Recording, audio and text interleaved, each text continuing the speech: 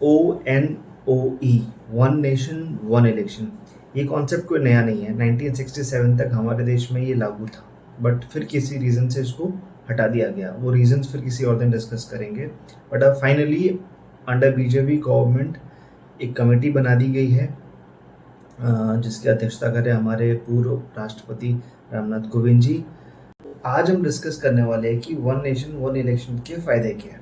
जो सबसे पहला फ़ायदा है दैट इज़ फोकस्ड गवर्नेंस। देखिए, जैसे इलेक्शंस खत्म होते हैं, गवर्नमेंट का काम होता है कि अब वो गवर्नेंस पे ध्यान दें।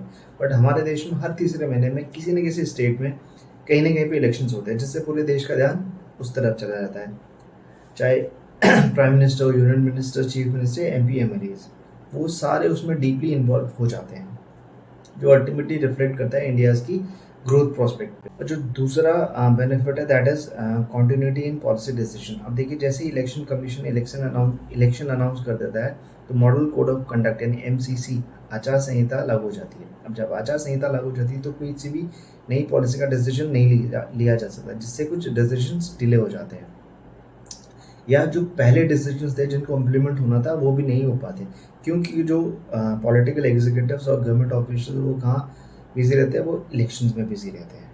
तीसरा बेनिफिट है रिड्यूस्ड कॉस्ट ऑफ इलेक्शंस। ये बहुत इंपॉर्टेंट भी है। आप माने ना माने, the main reason of political corruption in India is frequent elections, क्योंकि पॉलिटिकल पार्टीज द्वारा इन इलेक्शन कैंपेन्स को करने के लिए बहुत सारा फंड रेज किया जाता है, ठीक, जो इन इलेक्शन कैंपेन्स में खर्च होता है। अगर एक साथ इलेक्शंस हो जाते हैं तो पॉलिटिकल पार्टीज के इन खर्चों को बहुत हद तक कम किया जा सकता है, बहुत हद तक।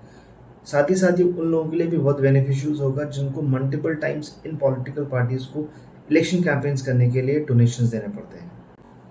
अकॉर्डिंग टू सर्वे, 2019 के लोकसभा चुनाव में 60,000 करोड़ रुपए खर्च हुए थे, 60,000 करोड़ रुपए।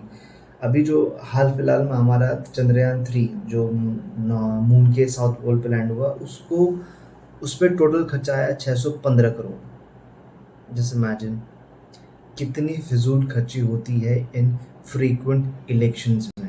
जितनी बार भी हमारे देश में इलेक्शंस होते हैं, उतनी बार मतदाता सूची निकलती है। तो अगर एक साथ चुनाव होंगे तो एक ही मतदाता सूची से वो पूरे चुनाव निपट जाएंगे, जिससे बहुत समय बचेगा और मतदाता सूची बनाने में जो पैसा लगता है वो भी बचेगा। नेक्स्ट है reduced deployment of security forces. अब इलेक्शंस होने हैं तो इस बात का भी ध्यान रखा जाता है कि इलेक्शंस अच्छे से हों, पीसफुली हों। अब इन सब में लगती है सिक्योरिटी फोर्सेस, पुलिस और पैरामिलिट्री फोर्सेस। अब किसी स्टेट के पास इतनी फोर्सेस और तो होती नहीं, इसलिए दूसरे स्टेट से रीइंफोर्समेंट मांगी जाती है। तो इन सारे प्रोसेस में बहुत सारा टाइम और पैसा खर्च होता है, जो अल्टीमेटली बचेगा अगर एक साथ इलेक्शंस हो जाएंगे तो। कुछ राजनीतिक दलों के लोग क्या करते हैं, हॉर्स ट्रेडिंग करते हैं। हॉर्स ट्रेडिंग क्या होती है कि अभी विधानसभा के इलेक्शंस आ रहे तो चलो इस पार्टी के साथ, जैसे लोकसभा के इलेक्शंस आए तो पार्टी बदल ली। अगर एक साथ चुनाव हो जाएंगे तो ये फ्रीक्वेंट चेंज जो ये लोग करते हैं, कुछ लोग करते हैं, तो ये भी बंद होगा। जो नेक्स्ट चीज़ है that is reduce freebies and improved state finances. अब देखिए, जब इलेक्शंस होते हैं तो जो रिप्रेजेंटेटिव्स होते हैं वो क्या करते हैं, कुछ वादे करते थे जनता को कि हम जब सत्ता में आएंगे तो ये करेंगे, वो करेंगे, तुम्हारा ये फ्री कर देंगे, वो फ्री कर देंगे। और जब सत्ता में आते तो उनको चीज़ें करनी पड़ती, जिसका अल्टीमेट लोड आता है किस पे, राजस्व पे। ठीक है, अगर फ्रीक्वेंट इलेक्शंस नहीं होंगे तो उनको बार बार वादे करने की ज़रूरत नहीं पड़ेगी, और वादे नहीं करेंगे तो उसका लोड राजस्व पे नहीं आएगा, जिससे किसी स्टेट के फाइनेंसेस बहुत अच्छे हो जाएंगे, काफ़ी अच्छे इम्प्रूव्ड हो जाएंगे। तो आज की वीडियो में इतना ही। मुझे जितनी भी नॉलेज थी मैंने शेयर कर दिया। आई होप आपको ये वीडियो पसंद आया होगा।